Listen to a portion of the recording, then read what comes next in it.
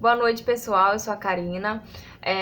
O Júlio e eu ficamos com o tema dos ciclos biológicos. Dentro dele, nós vamos abordar hospedeiro e vetor e tipos de hospedeiro e ciclos.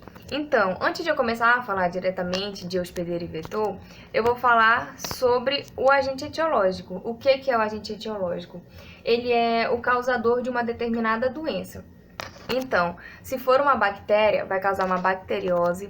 Se for um vírus, vai causar uma virose. E se for um protozoário, vai causar uma protozoose.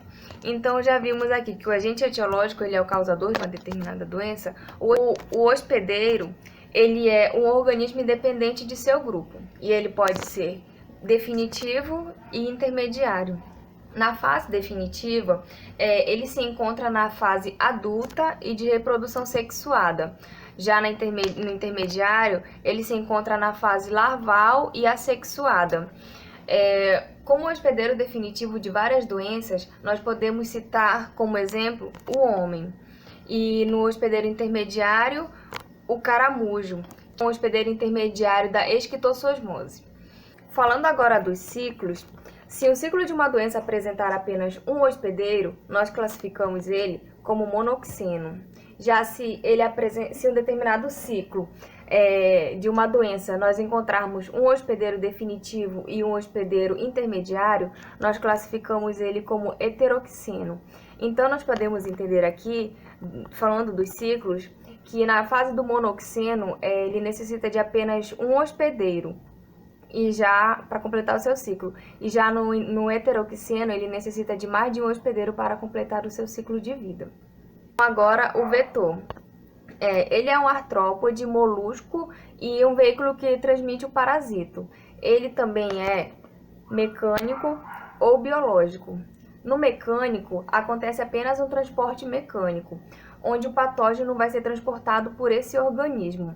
É um caso, por exemplo, das moscas, que elas fazem o transporte das bactérias. E o biológico, o agente passa por uma fase de ciclo de vida dentro do vetor. Então, o agente etiológico pode fazer reprodução ou então sofrer transformações. E um exemplo do agente etiológico é o mosquito Aedes aegypti, que ele faz a transmissão do vírus da dengue. E o Júlio agora vai dar sequência na apresentação. Boa noite, professora.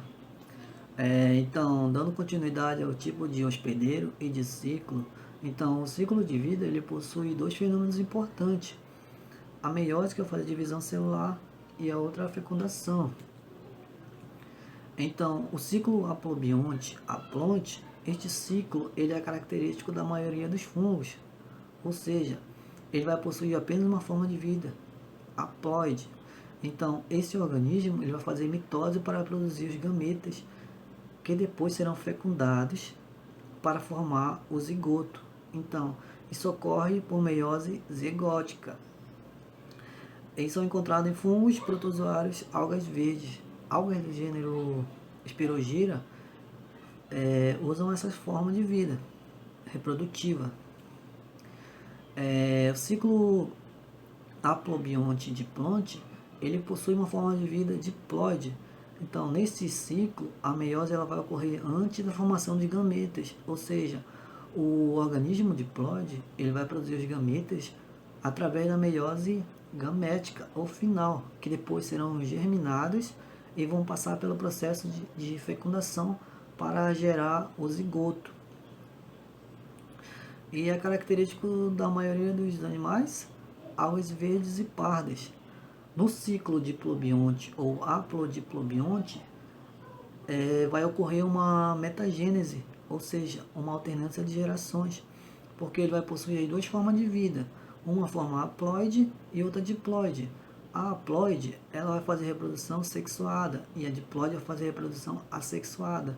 Então, a meiose ela vai ocorrer antes da formação de diesporos, ou seja, no caso das plantas, o organismo diploide é o esporófito que vai produzir os esporos por meiose espórica, que depois vão germinar e vão dar origem a um organismo haploide, que no caso vai ser o gametófito. Esses gametófitos depois que são os gametas, eles vão passar pelo processo de fecundação para gerar um novo organismo diploide. Então, isso ocorre uma alternância de gerações.